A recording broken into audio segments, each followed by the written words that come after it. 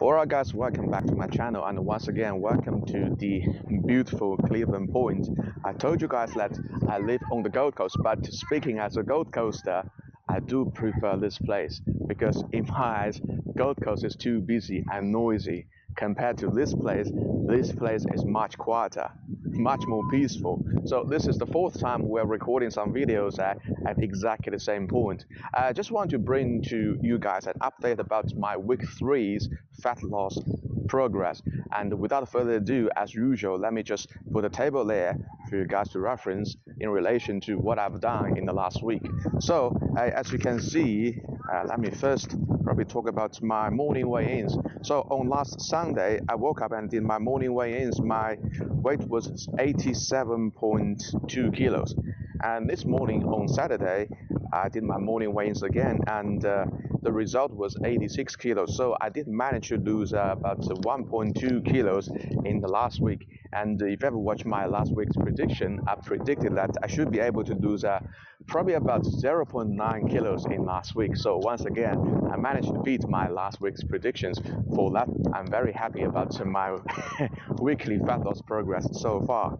So just like what I've done in last video, I'm going to talk about probably my daily feelings that started from last Sunday. So you know, there's an old cliche which is called a trust the process, and that's something I want to talk about when it comes to trust the process. I do think there's a difference between let's call it confidency and complacency. That's something I want to talk about. So confidence, like when it comes to confidence, I do have the confidence to say that I can lose more than 0.5 kilos in 1 week. But that kind of confidence is based on my very realistic calculations. If you refer back to my the original video where I decided to go on this cutting, I did very precise calculations in my very first video. So that's where my confidence is coming from, which is also the reason actually on Sunday night I actually ate a lot, and I can tell you guys that actually on Sunday night dinner I ate more than 300 grams of frozen chips. Yes, I did remember that I was intending to cut off all the frozen chips and onion rings as a way to create a caloric deficit from my diet, but sometimes those things do taste very nice. So yes, I still have some frozen chips and onion rings stored in my fridge. So depending on my whim, that's called, I may choose to eat some frozen chips on occasion. But also just talking about just talking about why I chose to do that, because as I said, I did have the confidence, and I wasn't worried so much about the short-term weight fluctuations. And as you guys can see, that even I ate a lot, on Sunday, my weight still dropped 0.2 kilos. I'm talking about morning weigh-ins compared to Saturday morning weigh-in result. So that's where my confidence is coming from. But let's shift the gear and talking about complacency. Talking about being complacent, although I have the confidence, I'm still going to do constant monitoring about my morning weigh-ins. And as you guys can see in the table, that I think I've done 1, 2, 3, 4, so 5 times morning weigh-ins. So that's definitely considered as a constant morning monitoring. Sorry for that.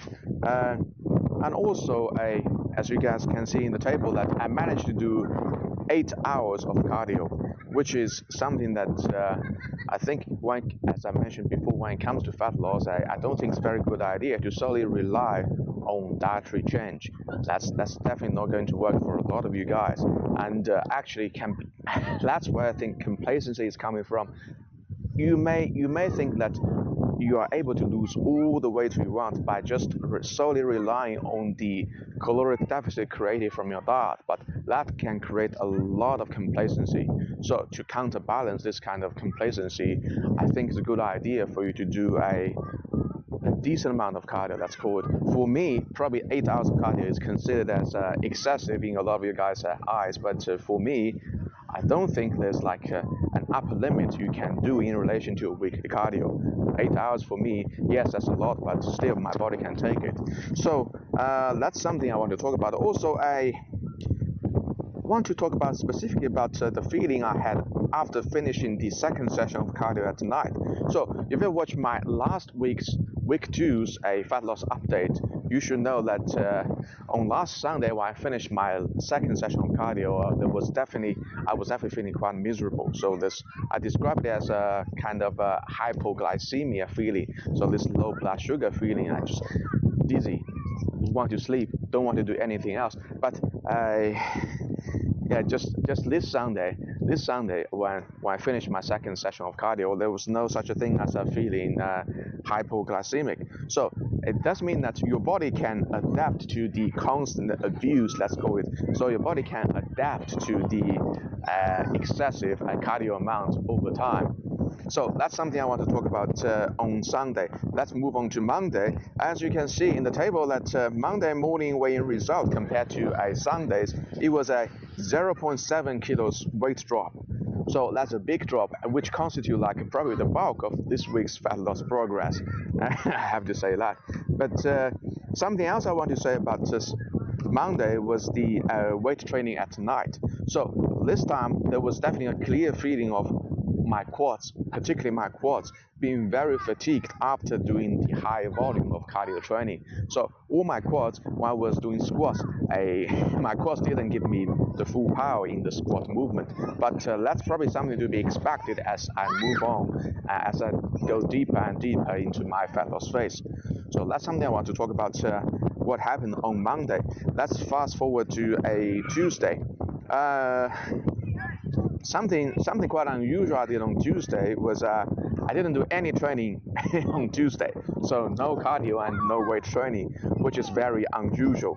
But it's also due time that I need to give my quads some proper resting time.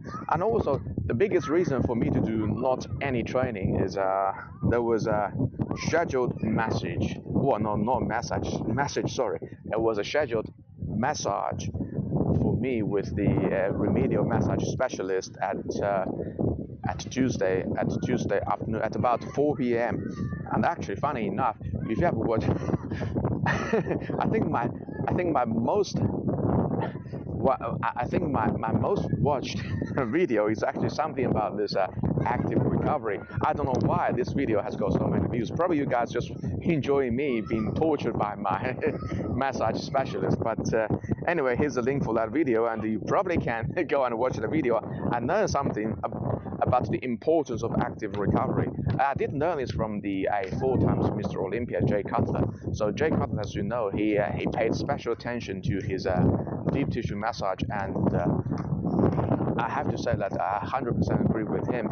If you're very dedicated to your weight training, trust me, you want to find a very reliable deep tissue massage specialist to help that the massage specialist going to give to you is really beyond measure in my opinion. But let's continue on what happened on Tuesday. So after this session of massage, I did do my grocery shopping at night, and what I can tell you is that definitely I could feel that my quads were feeling even more sore than Monday, despite no training at all.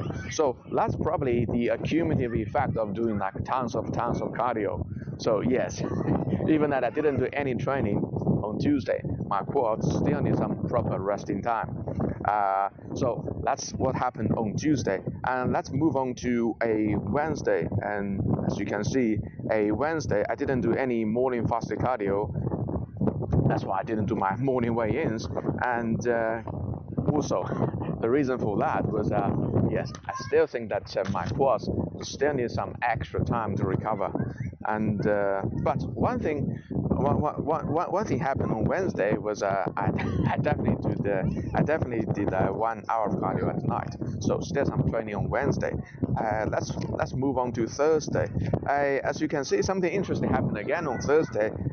In the morning I did my morning weigh-ins, and it seems like my weight rebounded again from let me have a look, from from let's say 86.5 kilos on Monday to 86.7 kilos.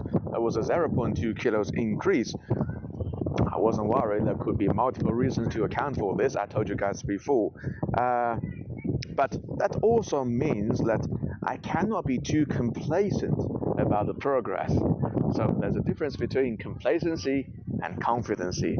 I told you guys before. So although I wasn't so worried about my short-term weight fluctuations, but when it happens, it does mean that I probably have to step up a little bit.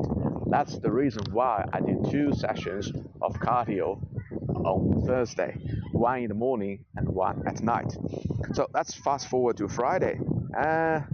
Friday morning, again, compared to a week ago, I didn't feel so fatigued when I woke up this Friday morning at 4 a.m. compared to last week on Friday. I was even very fatigued to wake up at normal time. So yes, there was a big difference about the feeling when I just opened my eyes. And what I can say on Friday was the overall feeling for me is that there's still like a degree of fatigue. I'm not going to hide about that, but there was no particular moment that I was entirely consumed by fatigue, which was the case for last Friday. So yeah, once again, your body can be very adaptive to your workload. So after 2 weeks, and I think this is the third, so after 3 weeks of consistent caloric deficit and tons of cardio, my body just gets adapted to this kind of situation. So yes, there was that overall feeling of fatigue, but there was no particular moment that, okay, I don't want to do anything, I just want to sleep. So your body can hang on much longer than you give its credit for. So that's what I want to talk about on Friday. And something interesting also you're going to know is that actually I did my night weigh-ins on Friday, and the result was let me be very specific about it. The night weigh-ins on this Friday was 88.3 kilos. So I did my weight training. As you guys know, I'm a big guy on intra-workout nutrition, which means that I ingested a lot of fluid during my workout, and also I made sure that I had a big meal after training. So naturally, my weight was going to increase quite a lot, which resulted in this weighing result of 88.3 kilos. So, but this Saturday, when I woke up and I defecated myself in the bathroom and jumped on the scale again, the morning weigh-in was 86 kilos. So the overnight weight fluctuation was 2.3 kilos, which actually at this point I'm not so surprised about this kind of big fluctuation because as I said, there can be a lot of water retention and something else like glycogen stored in the body as well. So overnight there can be a lot happen to your weight, and yes, 2.3 kilos overnight drop at this point for me is not a big surprise for me at all. So yes, this week I did manage to lose 1.2 kilos, which I'm still very happy about my fat loss progress. And let me make the prediction for the next week's progress. And as I've managed to beat my weekly prediction 3 times already, if I still continue to be conservative, so to speak, about my weekly prediction, you guys are probably going to be very, very bored about this kind of prediction. So let me be a bit bold this time. I predict in the next week I should be able to lose exactly 1 kilo.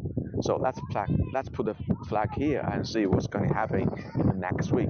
And I'm still fairly confident that I should be able to achieve this result. Although, as you guys will know, that as I go deeper and deeper into my fat loss progress, it's going to be more and more difficult for me to lose 1 kilo and 1 kilo and 1 kilo week after week after week. It's going to slow down for sure. But let's see whether I can still have this kind of ability to lose 1 kilo in the next week. And to be fair with you guys, the speed I've gone through the last 3 weeks, I wouldn't recommend this to you to a lot of you guys, because as if you refer back to my videos before, every week in the last 3 weeks I managed to lose more than 1 kilos, which has actually exceeded the upper limit of what I've recommended in my fat loss series. So the normal fat loss speed range in each week should be somewhere between 0.5 kilos to 1 kilo. So I'm actually speeding on my fat loss progress, but that's only like the first 3 weeks. I'm pretty sure that as I go deeper and deeper, the speed is finally going to slow down. But judging by this kind of progress, I should be able to reach 85 kilos like probably in 2 weeks, definitely in 2 weeks. That's my prediction. But yeah, it seems like probably by Christmas of this year, I'm going to be probably at 82 kilos. Which, let's see how I'm going to look at in 82 kilos. I want to shoot for this kind of a 10% body fat, but maybe I'm carrying much more body fat than what I have allowed. But anyway, that's all I want to talk about my week 3's fat loss update. Hopefully you guys have enjoyed this video, and please give it a like and subscribe to my channel. And if you want to watch my other series before, I can probably put the link for you guys. This is the first topic series I've done on my YouTube channel, which is called free weights versus cables versus machines. So in this series, I have provided a very detailed analysis on the inherent strengths and weaknesses about each weight equipment or each weight category, and also provided my recommendations on, like, depending on your training stage, whether you're a beginner, an intermediate, or an advanced, the relevant weight equipment you should choose for your particular training, for particular training needs. So be sure to check out this series, and thank you so much for your support, and I will see you all next time.